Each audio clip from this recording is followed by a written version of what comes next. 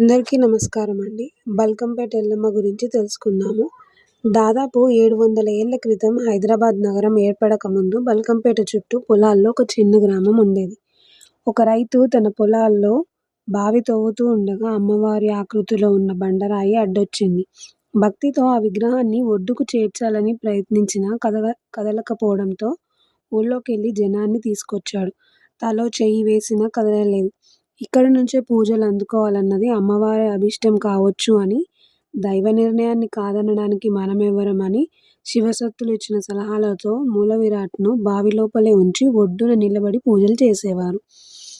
కొంతకాలానికి రేణుకా ఎల్లమ్మ మహిమలు చుట్టుపక్కల ప్రాంతాలకు విస్తరించడంతో ఒక చిన్న ఆలయం వెలిసింది. రాజా శివరాజ్ బహదూర్ అనే రాజు అప్పటి హయాంలో బెహల్ఖాన్ గూడ అని పిలువబడిన ఈ ప్రాంతం తరువాతి కాలంలో బల్కంపేటగా మారింది. ఎల్లమ్మ తల్లి బల్కంపేట ఎల్లమ్మగా సుప్రసిద్ధురాలయ్యింది. 1919లో దేవాలయం నిర్మాణం జరిగింది. భాగం వెనుక నుంచి నిత్యం జలధార ప్రవహిస్తూ ఉంటుంది. ఆ పవిత్ర జలాన్నే భక్తజనం మహాతీర్థంగా స్వీకరిస్తారు. ఆ నీటితో ఇళ్లను శుద్ధి చేసుకుంటే భూత ప్రేత పిశాచాది దుష్టశక్తులు పారిపోతాయని ఒక నమ్మకం. స్నానమాడే నీటిలో కాస్తంత తీర్థం కలుపుకుంటే గజ్జి, తామర మొదలైన చర్మ రుగ్మతులు తొలగిపోతాయని భక్తులు విశ్వసిస్తారు.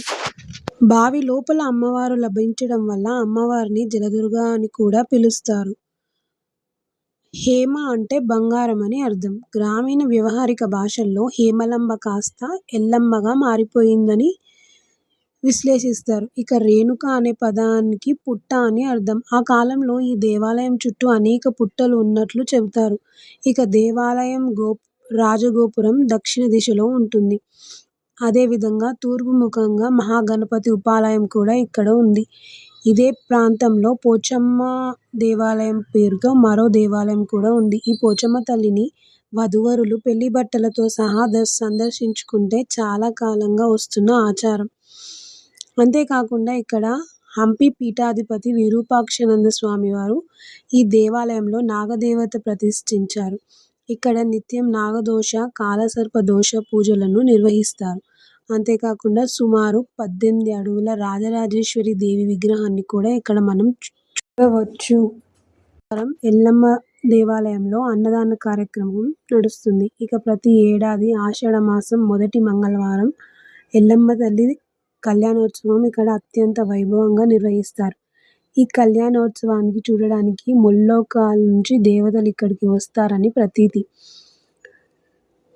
సుమారు 5 లక్షల మంది భక్తులు ఈ కళ్యాణోత్సవంలో పాల్గొంటారు. అదేవిధంగా రథోత్సవం కూడా ఇక్కడ కన్నుల పండుగ జరుగుతుంది.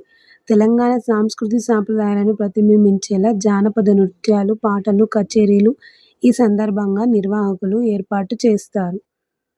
అంతేకాకుండా ప్రతి ఆది, మంగళ, గురువారాల్లో అమ్మకు అత్యంత ప్రీతిపాత్రమైన రోజులు కనుక ఆ 3 రోజుల్లో వేల సంఖ్యలో భక్తులు వచ్చి అమ్మవారిని దర్శించుకుంటారు.